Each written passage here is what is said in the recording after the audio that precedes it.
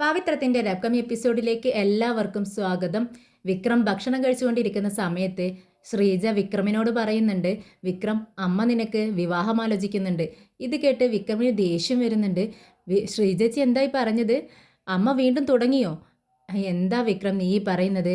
നീ വിവാഹം കഴിച്ച് നന്നായി ജീവിക്കുന്നത് കാണാൻ അമ്മയ്ക്കും ഉണ്ടാവില്ല ആഗ്രഹം? എല്ലാ അമ്മമാരും ഇങ്ങനെ തന്നെയാ. ഇത് കേട്ട് വിക്രം പറയുന്നുണ്ട്, ശ്രീജേച്ചി, അമ്മയ്ക്ക് മാത്രം ആഗ്രഹമുണ്ടായ പോരല്ലോ, കെട്ടുന്നത് ഞാനല്ലേ, എനിക്ക് കൂടെ ആഗ്രഹം വേണ്ടേ? എനിക്ക് അങ്ങനെ ജീവിക്കാൻ ഒരു ആഗ്രഹവുമില്ല. ഇത് കേട്ട് ശ്രീജ പറയുന്നുണ്ട്, വിക്രം, ഞാനൊരു കാര്യം നിന്നോട് ചോദിക്കട്ടെ, നിനക്ക് എന്തുകൊണ്ടാ വേദയെ ഇഷ്ടമല്ലാത്തത്? വിക്രം, വേദ എത്ര നല്ല കുട്ടിയാ, ഇത്രയും നല്ല സ്വഭാവമുള്ളൊരു കുട്ടിയെ ഞാൻ ഇതുവരെ കണ്ടിട്ടേ ഇല്ല. നിനക്ക് അവളോടൊപ്പം ജീവിച്ചുകൂടെ എന്ന് ചോദിക്കുന്നുണ്ട്. ഇത് കേൾക്കുന്ന വിക്രമിന് ദേഷ്യം വന്നിട്ട് പറയുന്നുണ്ട്, ചേച്ചി ചേച്ചി വീണ്ടും ആ വിഷയത്തിലേക്ക് തന്നെ വരുവാണോ? ഞാൻ പറഞ്ഞില്ലേ, അവളുടെ കാര്യം എനിക്ക് കേൾക്കാൻ താല്പര്യമില്ല. അവളെക്കുറിച്ച് എനിക്ക് എന്നോടൊന്നും തന്നെ ചേച്ചി പറയേണ്ടതില്ല എന്ന് പറയുന്നു. ഇല്ല വിക്രം, അമ്മ എന്ത് വന്നാലും നിന്റെ വിവാഹം നടത്തിയേ ഇരിക്കൂ. അമ്മ തീരുമാനിച്ചിരിക്കുന്നു. നീ നമ്മുടെ വേദയെപ്പോലെ ഇത്രയും നല്ലൊരു പെൺകുട്ടി അമ്മ ഈ നാട് മൊത്തം തെരഞ്ഞാലും കിട്ടത്തില്ല. അതെനിക്ക് ഉറപ്പാ. അത്ര നല്ല കുട്ടിയാ വേദ. നിനക്ക് യോജിച്ച കുട്ടിയാണ് വിക്രം.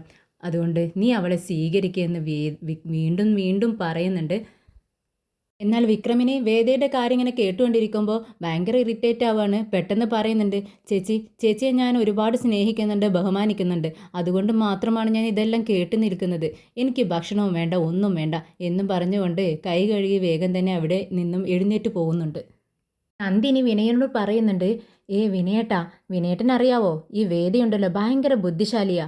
അവള് കയ്യെഴുത്ത് ഒപ്പിട്ടിട്ട് ഇവിടെ നിന്ന് പോയെങ്കിലും അവൾ അവളുടെ കഴുത്തിൽ കിടക്കുന്ന താലി ഇവിടെ വെച്ചില്ല. അതും കഴുത്തിലോട്ട് ഇട്ടുകൊണ്ട് പോയിരിക്കുന്നത് എന്തിനാണെന്നറിയാവോ നിങ്ങൾക്ക്? പിന്നീടൊരിക്കൽ വന്ന് അവൾ എന്ത് പറയുമെന്നറിയാവോ? ഞാൻ കയ്യൊപ്പ് മാത്രമേ ഇട്ടിട്ടുള്ളൂ, എൻ്റെ കഴുത്തിൽ കിടക്കുന്ന താലി നിങ്ങൾ കണ്ടില്ലേ, ഇത് ഞാൻ ഊരി വെച്ചിട്ടില്ലല്ലോ, അതുകൊണ്ട് എനിക്ക് ഈ വീട്ടിൽ താമസിക്കാനുള്ള അവകാശം ഇനിയുമുണ്ട് എന്ന് പറഞ്ഞുകൊണ്ട് പഴയതുപോലെ തന്നെ ഈ വീട്ടിൽ കയറി അവളങ്ങ് താമസം തുടങ്ങും. അതിന് വേണ്ടിയിട്ടാണ് അവൾ ഈ താലിയും കൊണ്ട് പോയിരിക്കുന്നത്. പക്ഷേ പാവം നമ്മുടെ അമ്മ അവളെ പറ്റിച്ചിരിക്കുന്നു. അമ്മ എന്താ പറഞ്ഞേ? അതും കൊണ്ട് നീ പൊക്കോ എന്ന് പറഞ്ഞു. അതുകൊണ്ടല്ലേ അവൾ പോയത്. വിനയേട്ടാ, നമുക്ക് നമ്മുടെ വിക്രമിനെ പെട്ടെന്ന് തന്നെ ഒരു പെൺകുട്ടിയെ കണ്ടുപിടിച്ച് അവളുമായി വിവാഹം കഴിപ്പിക്കണം. എന്നിട്ട് ഈ വിവാഹാലോചനയുണ്ടല്ലോ വളരെ രഹസ്യമായി വെക്കണം. പെട്ടെന്ന് ആരോടെങ്കിലും പറഞ്ഞു കഴിഞ്ഞാലുണ്ടല്ലോ, നമ്മുടെ ചേച്ചി പോലും, ശ്രീചേച്ചി പോലും അറിയാൻ പാടില്ല. ശ്രീചേച്ചി അറിഞ്ഞാലുണ്ടല്ലോ വേഗം വേദയ്ക്ക് വിളിച്ചു പറയും. അങ്ങനെ ചെയ്യാൻ വേണ്ടിയിട്ട് തന്നെയാ അവളെ പോകുന്ന നേരത്ത് നമ്മുടെ ശ്രീചേച്ചിയെ കെട്ടിപ്പിടിച്ചങ്ങ് പോയത് കണ്ടില്ലേ? നമ്മുടെ ചേച്ചി സോപ്പിട്ട് നിൽക്കാൻ അവളെ. ഇവിടെ നടക്കുന്ന കാര്യങ്ങളൊക്കെ ചേച്ചി അങ്ങ് വിളിച്ച് പറയാൻ വേണ്ടിയിട്ട് അവൾ ഇതെല്ലാം ചെയ്യുന്നത്. അതുകൊണ്ട് ആരും അറിയണ്ട. ചേട്ടൻ്റെ ഫ്രണ്ട്സിനൊക്കെ ഒന്ന് വിളിച്ച് പറയേ, വിക്രമിനെങ്ങനെ ഒരു പെൺകുട്ടിയെ വിവാഹം കഴിക്കണം, അതുകൊണ്ട് ആലോചന നടക്കുന്നുണ്ടെന്നുള്ള കാര്യം പറയും. എന്നിട്ട് പെട്ടെന്നാവട്ടെ ആരോട് പറയണ്ടായിരുന്നപ്പോൾ എന്ന് പറയുന്നുണ്ട് നമ്മുടെ നന്ദിനി. വേദ ടെറസിൽ നിൽക്കുന്ന സമയത്ത് ശങ്കരനാരായണൻ വേദയുടെ അടുത്തേക്ക് വരുന്നുണ്ട്. എന്നിട്ട് ചോദിക്കുന്നുണ്ട്, വേദ, നീ അറിഞ്ഞില്ലേ, എന്നെ ജിൽ കമ്പനിക്കാർ തട്ടിക്കൊണ്ടു പോയിരുന്നു. അവരുടെ കയ്യിൽ നിന്നും എന്നെ വിക്രമാണ് രക്ഷിച്ചെടുത്തത്. അവരെന്നെ കൊല്ലാൻ വേണ്ടി തുനിഞ്ഞിരുന്നു. പക്ഷേ നിൻ്റെ വിക്രമുണ്ടല്ലോ, അവൻ ഒരു പുലി പോലെയാണ് എന്നെ വന്ന് രക്ഷപ്പെടുത്തിയത്. പക്ഷേ അവന് ഞാൻ അന്ന് രക്ഷപ്പെടുത്തിയതിന് പകരം അവൻ എന്നെ ഇന്ന് രക്ഷപ്പെടുത്തി. അത്ര മാത്രമേ ഞാൻ ഇതിൽ വിചാരിക്കുന്നുള്ളൂ, അല്ലേ വേദ എന്ന് ചോദിക്കുമ്പോൾ ആയിരിക്കുമെന്ന് വേദയും പറയുന്നു. വേദ, എനിക്ക് മരിക്കാനൊന്നും പേടിയില്ലായിരുന്നു. പക്ഷേ ആ കമ്പനിക്കാർ ചെയ്യുന്ന അനീതിക്കെതിരെ എനിക്ക് പോരാടണമെന്നുണ്ടായിരുന്നു. എന്തായാലും ഞാൻ ആ കേസിൽ ജയിച്ചു. ഈ നാട്ടിലുള്ള ജനങ്ങളെല്ലാം ഇപ്പോൾ എന്നെയാണ് പുകഴ്ത്തുന്നത്. പക്ഷേ ഇതിന് പിന്നിൽ നമ്മുടെ വിക്രമുണ്ടെന്ന കാര്യം അവർക്കറിയില്ലല്ലോ. പക്ഷേ ഈയൊരു കാരണത്താൽ വിക്രമിനെ ഞാൻ നിൻ്റെ ഭർത്താവായി സ്വീകരിക്കുന്നതൊന്നുമില്ല. അതിലെനിക്ക് ഒട്ടും താല്പര്യവുമില്ല. എന്തായാലും നീ അവിടെ നിന്നും ഇങ്ങോട്ടേക്ക് വന്നല്ലോ, ഇനി നീ നന്നായി ആലോചിക്ക്. ഇനി നീ വിക്രമിൻ്റെ ജീവിതത്തിലേക്ക് മടങ്ങി പോകരുത്. നന്നായി ചിന്തിക്ക്. നിനക്ക് അവനെക്കുറിച്ചുള്ള ചിന്തകൾ മറക്കാൻ പറ്റുന്നില്ല എന്നുണ്ടെങ്കിൽ ഇവിടെ നിന്ന് നീ എങ്ങനെ US എവിടേക്കെങ്കിലും ഒന്ന് മാറി നിൽക്ക്. അപ്പോൾ നിൻ്റെ മൈൻഡ് ഒന്ന് സെറ്റാവും. എങ്ങോട്ട് വേണമെങ്കിലും നിനക്ക് പോകാം, എന്ത് വേണമെങ്കിലും ചെയ്യാം. അവിടെ US നിനക്ക് ജോലി ചെയ്യുകയും ചെയ്യാം.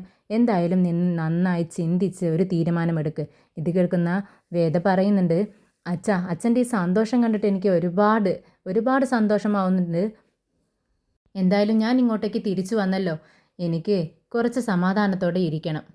എന്തായാലും ഞാൻ കുറച്ച് നേരം തനിച്ചിരിക്കട്ടെ അച്ഛാ, ബാക്കിയെല്ലാം നമുക്ക് പിന്നീട് തീരുമാനിക്കാം എന്ന് പറയുന്നുണ്ട് വേദ. കമലാമ്മയും മാഷും വിക്രമിൻ്റെ ഒരു ഫോട്ടോയും ജാതകവും എടുത്തുകൊണ്ട് ഒരു ജോത്സ്യനെ കാണാൻ വേണ്ടി പോകുന്നുണ്ട്. ജോത്സ്യൻ ചോദിക്കുന്നുണ്ട്, ആർക്കാണ് വിവാഹം? നിങ്ങളുടെ മകൾക്കാണോ മകൻക്കാണോ? എൻ്റെ മകൻക്കാണ് സാർ, എൻ്റെ ചെറിയ മകൻക്കാണ് എന്ന് പറഞ്ഞുകൊണ്ട് കമലാമ്മ ഫോട്ടോ എടുത്ത് കാണിക്കുന്നുണ്ട്. ഫോട്ടോ കണ്ടതും നമ്മുടെ ജോത്സ്യൻ്റെ മുഖത്ത് ഭാവവ്യത്യാസം കാണുന്നു. പെട്ടെന്ന് തന്നെ അത് തിരിച്ചു കൊടുക്കുന്നുണ്ട് കമലാമ്മയുടെ കയ്യിൽ. എന്നിട്ട് പറയുന്നുണ്ട്, ഓ, നിങ്ങളുടെ മകൻ ഈ വിക്രമാണോ? എനിക്കറിയില്ലായിരുന്നു. വിക്രം എന്ന് പറഞ്ഞാൽ ശ്രീനിവാസൻ സാറിൻ്റെ വലം കൈ എന്നല്ലേ അർത്ഥം. ഞങ്ങൾ നല്ല ആൾക്കാർക്ക് മാത്രമേയാണ് ഈ വിവാഹം ആലോചിച്ച് നടത്താറുള്ളൂ. നിങ്ങളെപ്പോലുള്ള ഇത്തരം ആൾക്കാർക്കൊന്നും ഞങ്ങൾ വിവാഹം ആലോചിച്ച് കൊടുക്കാറില്ല. വിവാഹം കഴിഞ്ഞാലേ അവർ ഞങ്ങളെ ഇട്ട് പഞ്ഞിക്കിടും. ദയവ് ചെയ്ത് നിങ്ങൾ ഇവിടെ നിന്നും പോകണം എന്ന് പറയുന്ന സമയത്ത് മാഷ് പറയുന്നുണ്ട്, കമലം നിനക്ക് മതിയായോ? എന്നാൽ എഴുന്നേറ്റോ, നമുക്ക് പോവാം എന്ന് പറയുന്നുണ്ട്. കമലം മാഷെ ഒന്നിരിക്കെ പ്ലീസ് എന്ന് പറയുന്നു. എന്നിട്ട് കമലാമ്മ ജോത്സ്യനോട് പറയുന്നുണ്ട്, അവൻ്റെ സ്വഭാവമൊക്കെ ഞാൻ മാറ്റിയെടുത്തോളം ജോത്സ്യരെ, ഒന്ന് അവൻ്റെ വിവാഹം ഒന്ന് നോക്കി നടത്തി തരാമോ എന്നിങ്ങനെ കെഞ്ചുന്നുണ്ട്. അപ്പോൾ വീണ്ടും പറയുന്നുണ്ട് ജോത്സ്യൻ, പറ്റത്തില്ല, വല്ല റൗഡികളാണെന്നുണ്ടെങ്കിൽ കുഴപ്പമില്ല. ഇത് നാട് തന്നെ ഭയക്കുന്ന ഒരു വ്യക്തിയാണ് ഈ വിക്രം എന്ന് പറയുന്നത്. ഈ വിക്രമിൻ്റെ കയ്യിൽ നിന്ന് രക്ഷപ്പെടാൻ വേണ്ടി തന്നെ ഇവിടെ എത്രയോ ആൾക്കാർ പൂജയ്ക്കും കാര്യങ്ങൾക്കും ഒക്കെ വേണ്ടി വരുന്നു. എന്നിട്ടാണോ അവൻ്റെ വിവാഹം നടക്കാൻ വേണ്ടി ഞാൻ കൂട്ടുനിൽക്കുന്നത്? എന്നെ കൊണ്ട് പറ്റത്തില്ല. ദയവ് ചെയ്ത് നിങ്ങളിവിടെ നിന്നും പോകണം എന്ന് പറയുന്നുണ്ട് ജോത്സ്യൻ. കമലാമ്മയും മാഷും റോഡിലേക്ക് ഇറങ്ങുന്ന സമയത്ത് വഴിയിൽ പോകുന്ന ഒരു ഓട്ടോയ്ക്ക് കൈ കാണിക്കുന്നുണ്ട്. അത് നമ്മുടെ രാധയുടെ വണ്ടിയായിരുന്നു. അത് വേഗം തന്നെ വണ്ടിയിൽ നിന്ന് ഇറങ്ങിക്കൊണ്ട് പറയുന്നുണ്ട്, ഏയ് നിങ്ങളെന്താ ഇവിടെ, എങ്ങോട്ടൊക്കെയാണ് പോകുന്നതെന്ന് ചോദിക്കുമ്പോൾ കമലാമ്മ മാഷിൻ്റെ മുഖത്തേക്ക് നോക്കിക്കൊണ്ട് പറയുന്നുണ്ട്, ഞങ്ങളിവിടെ പരിചയമുള്ള ഒരാളെ കാണാൻ വേണ്ടി വന്നതാ, ഇനി വീട്ടിലേക്ക് പോവാണെന്ന് പറയുന്നു. ആ എങ്കിൽ കയറിക്കോ, ഞാനും വീട്ടിലേക്ക് തന്നെയാണ്, നിങ്ങളെ അവിടെ ഇറക്കി വിട്ടിട്ട് ഞാൻ പോക്കോളാം. അപ്പോൾ നമ്മുടെ മാഷ് പറയുന്നുണ്ട്, അങ്ങനെ നീ വെറുതെ വിട്ട് പോയേ പറ്റത്തില്ല, ഞങ്ങൾ തരുന്ന കാശ് നീ വാങ്ങിക്കുകയാണെങ്കിൽ ഞങ്ങൾ നിൻ്റെ വണ്ടിയിൽ കയറിക്കോളാം. എന്തിനാ മാഷേ ഇങ്ങനെയൊക്കെ പറയുന്നത്?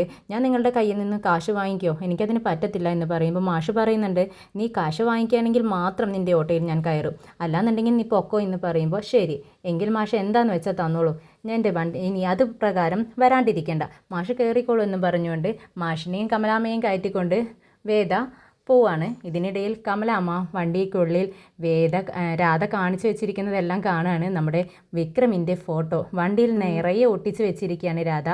മാഷിനെ കാണിച്ചു കൊടുക്കുന്നുണ്ട് കമലാമ്മ ഇത്.